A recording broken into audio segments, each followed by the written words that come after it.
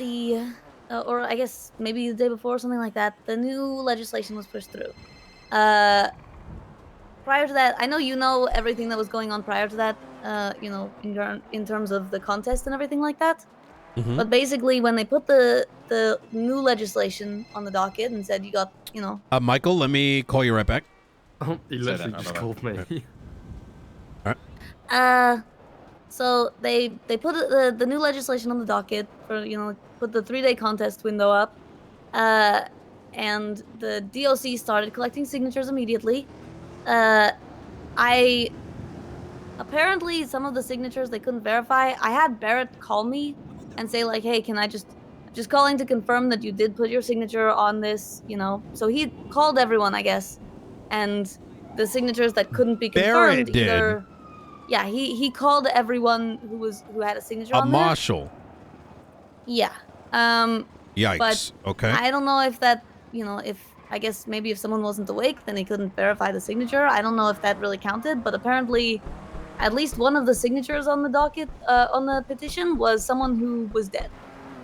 Because I guess they used some of the signatures from their prior contest petition, a couple weeks ago.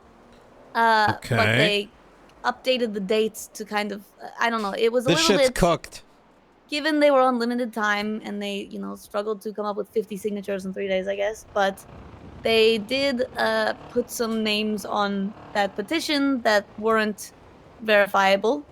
And so the DOJ basically said, if you can't produce, valid signatures, we're just going to push it through anyway. So they did. They pushed it through anyway. DOC was upset about it, but not upset enough to quit at that point. Basically, wait. So, okay, so they heard that the legislation had gone through and they couldn't look at the signatures? No, they could look at the signature. So before the legislation went through, Barrett called everyone on the list on the petition to see if they could verify the 50 signatures. Yeah.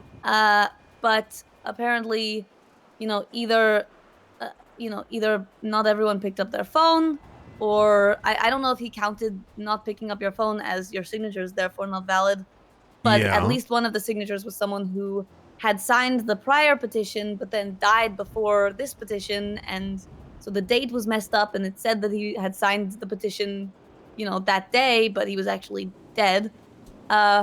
What's funny about that, though, that they, said basically your petition doesn't work because one of your people died after the prior petition. Okay. If you look at the actual docket posting of the new legislation, it's signed by all the justices, including a justice that isn't a justice anymore. Yep. So that's kind of funny. So they just did the exact same thing. But DLC was not... They were angry, but they decided that, they weren't going to quit over it. They decided to basically go full petty mode for that entire day. So basically, a couple things on the legislation that bothered them. For one, there's no internal channel through DOC that prisoners can file ACRs anymore. It's all up to the marshals. And in addition, there's no limitation to the prisoner's right to telecommunications. So what the DOC did, as their petty measure, is they gave all of the lifers their phones and all of the phone numbers of all of the marshals, and said to the lifers, if you have any issue with any DOC, call the marshals to file a complaint. Assuming that the lifers, because they complain constantly, would then call the marshals to the point that the marshals just broke. It kind of worked. The other thing is that technically on the legislation, it doesn't give DOC the right to seize anything off of prisoners, which means that they kind of stopped searching prisoners, because they were like, well, if they're not going to let us seize things off of prisoners, what's the point? So they weren't searching the prisoners, and later in the day, because of that, I think, partly because of that, Sean McQuillan, who was in prison, pulled a knife on Seamus and forced Seamus at knife point to bring him to the lighthouse. They went to the lighthouse. It was noticed by Barrett that what the fuck? Lips, I'm sorry, what? Yeah, so Sean McQuillan and some ADMC held up Seamus, forced him to bring him to the lighthouse. Wait, Like what? shackle them so they could leave the prison, drive them all the way to the lighthouse so that they could do some, I don't know, some crazy voodoo stuff, I guess. Because, you know, even people who physically can't leave the place that they're in still somehow want to go to the lighthouse. You know, it's a stupid idea even if you're free. Anyway, yeah, so they went to the lighthouse. Barrett found that their blips were at the lighthouse. They got, you know, the police or marshals pulled up on them, subdued them, brought them back to the prison, and I believe one of the justices at that point called Scotty and said, essentially, like, if you have anything to do with this, if any of this is your fault, we are going to take down the DOC completely. Who said And that? Scotty, I don't know which justice it was. Scotty will be able to tell you, but basically they said like, and Scotty put a very passive aggressive note in the DOC report. His statement about the whole thing just says Scotty Bard received a call from Barrett asking what was going on with the lifer and DOC at the lighthouse. Scotty later discovered Seamus was drawn to the lighthouse at knife point. Scotty complied with all Marshall's requests. Wait And a that's his minute. whole statement. How is she DOC Because he was compliant. But and a basically, deputy when they mayor? said that, okay, we're going to take down the DOC if you guys, you know, if this is at all a fault of the DOC, which I guess to some extent it was because they took their petty war to the point of not, I mean, I guess, you know, they were kind of, they were complying if it was, you know, malicious compliance, certainly. But It's a they didn't conflict of seize interest. She anything works off of for the lifers DOJ. because they weren't given the direct legal precedent of that they were allowed to do that. So that's what allowed Sean McQuillan to have the knife and then kidnap Seamus. Scotty basically said, or I think Suki first said, if they want to take down the DOC, we'll just do the first step on our own. So she quit, and then Scotty quit because he can't work without Suki, and then Seamus quit, and Quentin quit. And since then, I think Finley Schmidt They quit over the phone call? They quit over the legislation. I mean, they'd been very, very angry about the legislation, the whole thing that they hadn't been listened to. There was obviously, you know, I think there was fault on both sides. There was bad faith on both sides. The petty war kind of, you know, came to a head. And since they were already upset about everything that had happened, being blamed for this, I think Scotty was fed up being blamed for this, or even like considered like that it was in a way his fault, because that's what happened with Matt, that's what happened with Cassie, is that they say, well, clearly the DOC doesn't know how to handle themselves, and that's why the marshals need to have ultimate authority over them. And so I guess Scotty was kind of like, well, you know, if that's what you want to think, that, you know, you guys need ultimate authority because we can't handle things, then I guess we won't handle things. And so that's why a bunch of them walked out. You know, it's a tough one for sure. I think that the issue that the marshals brought up and the DOJ is that none of this is new. The marshals did always have ultimate authority at the prison, and it makes sense for them to have ultimate authority because their whole, you know, it's essentially the equivalent of a state of emergency, where in the state of emergency in the state, the marshals can say, okay, if law enforcement's ability to enforce law breaks down, we can come in with our bigger weapons and our tanks and whatever, and we can, you know, take over for that. The DOC, you know, has very limited weaponry, very limited ability to enforce the law. And so it's very easy for their ability to enforce the law to break down. And if that ever happens, which seems often, you know, for example, if there's a class 2 in prison, the DOC doesn't have class 2s. They have their little, you know, pea shooters and some tasers. And so the idea is instead of giving them better weapons, just let the marshals take over as if it is a state of emergency, but just for the prison. DOC doesn't like that.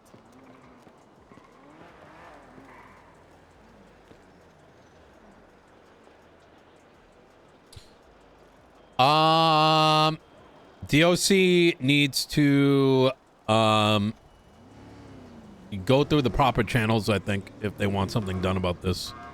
Unfortunately, I think that their walkout was the point at which they said basically we don't care enough to try anymore. Yeah. The Which problem is that sucks. when it comes to ACRs and impeachments, it's so much work. And Right. there's like self-conflicting that occurs, meaning that you need the state to preside over it. So I can understand. Complicated. Yeah, like we've got so much impeachment shit, but the reason why we didn't do it is the last time we filed even a contest, people started, well, bad things happen. Let's just put it that way. Yeah, I think that's So we're why like, they we all don't just want any of decided that. they gave Like, up. you know what I mean?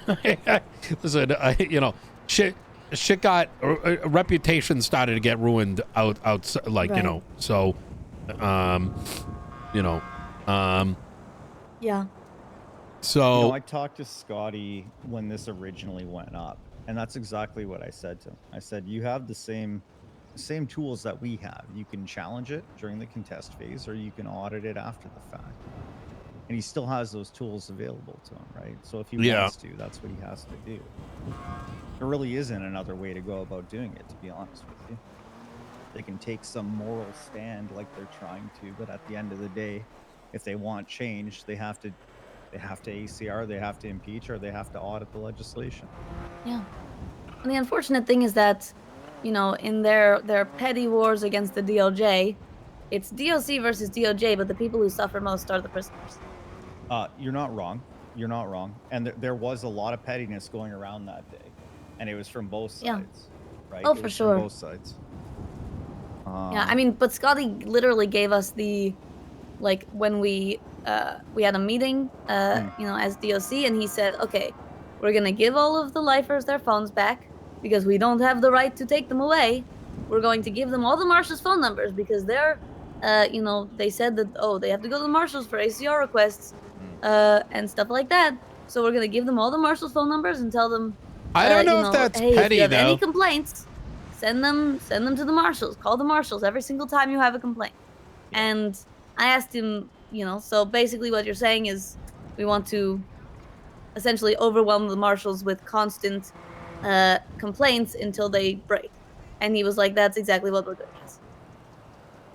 I mean, it's malicious compliance, like you said. It really but is, it is compliant. Here's why And Nino's listen, not going I to take can't what help she's but saying sympathize, fully. because at the end of the day, She's inherently his autonomy conflicted. is being challenged, and no one likes She's that, working for the right? No one DOC, likes but in the Blaine County Mayor's office, We've had it happen to that ourselves shouldn't be at Los happening. Santos County, right? We've She had didn't walk out another in government support entity challenge of the our main DOC governance, people. challenge our autonomy over Los Santos County. And that was something that we There's fought a lot for. of conflict And of that was a interest lot to of hours, necessarily it was say a that lot this of is a effort. neutral stance. And if the DOC wants change, they're going to have to follow suit. I hate to say it, but that's the reality. And I think the thing that they don't We're realize, gonna or listen, they but didn't we need to realize when the verify. legislation went through, is that the fact that the marshals have ultimate authority is so that the police don't have to. Because we've had the same issues with, you know, police coming into prison, taking over scenes, and then ordering DOC around, and in certain circumstances, using DOC as essentially meat shields. You know, you're not allowed to have guns. We are. You guys run in first so that we can find out how many of the prisoners rioting have guns when you guys all get gunned down, and then we'll run in with our guns. That's happened before. Trust but verify. Yeah. Because, you know, the DLC don't want the police to be able to do that. And if they give the marshals the ability to do that, then, you know, as it was written in the legislation, the DOC is able to maintain control of the prison even over the LSPD and BCSO, which become sub-authorities in the prison. Yeah, yeah. You know, I remember you and we were talking about this. Fuck, it feels like forever ago. And I remember us coming to the conclusion that it wasn't really a problem so long as that uncontested ultimate authority was circumstantial, right? Like in the case of X, then Y type shit. And I thought we recommended that when we kicked it back, but obviously that wasn't incorporated. But I remember, like, there's a need for balance here, right? Because there are two separate groups that have a level of autonomy, or should, and now one is trying to supersede the other.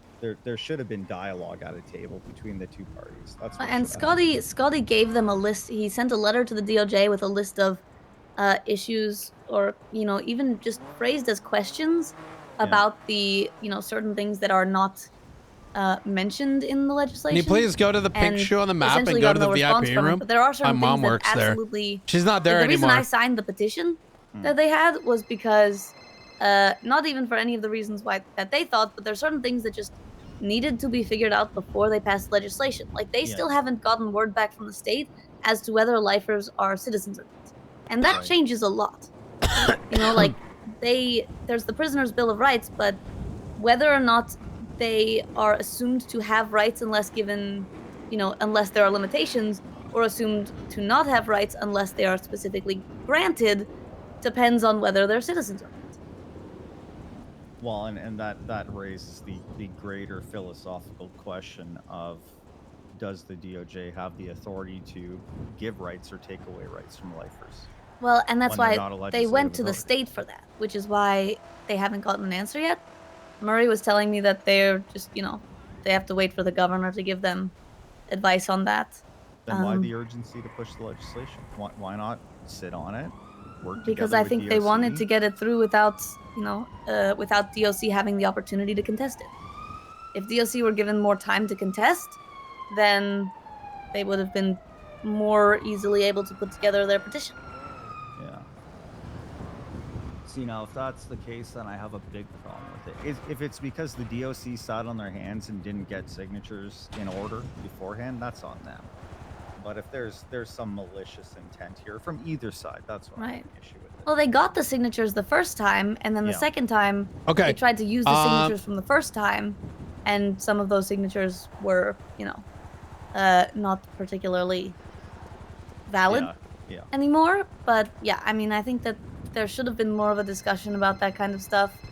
Let me chat with you in just a little bit. I'm working through my list of people. I think what made them, I think what made them feel so much urgency to push this through was Cassie Carlisle escaping. I need to. I want to hear from the primary people. Even if the because for me this is escaping was like secondhand information. Cassie Carlisle escaping was such a it happened so instantly that unless one of the DLC actually helped her escape, there's no. I can't trust anything any way here. that it could have been prevented. It was literally, she was there, and then she wasn't there. Either someone grappled into prison, grabbed her, and grappled out, or something along those lines that made it. Essentially, it's unless the DOC have, cameras everywhere. Yeah, it's and literally just hearsay. They can't possibly be expected to take care of that stuff, but the fact that it happened, it's all speculative. Means that these are cool opinions, but they're opinions of the DOJ was basically of somebody. Like I need you guys don't have. I need to hear from the ability Scotty. To keep your prisoners in check, and that's why we need to take over. And what about this piece of legislation says that will never happen again? Let's pause the conversation here. I think I want to, at the end of the day, this is in the hands of the DOC. And as far as or ex-DOC, there's definitely a lot of questions that are brewing up in my mind, mostly in regards to how many ethical lines are being broken on both sides of the spectrum. At the end of the day, we gotta focus on our county first and foremost. Princess, I do appreciate absolutely all the stuffs. I will give you a call if there's any clarifying questions. And if you ever want to hear about our plans for the grapeseed houses, we got some big things coming. Kind of fun. I'm super down. So, as soon as I catch up, but I'm like staring at a pile of paperwork right now. Yep, understandable. All right. Hey. Okay. See you, Princess. Thank you. See you guys. Stay safe, Princess.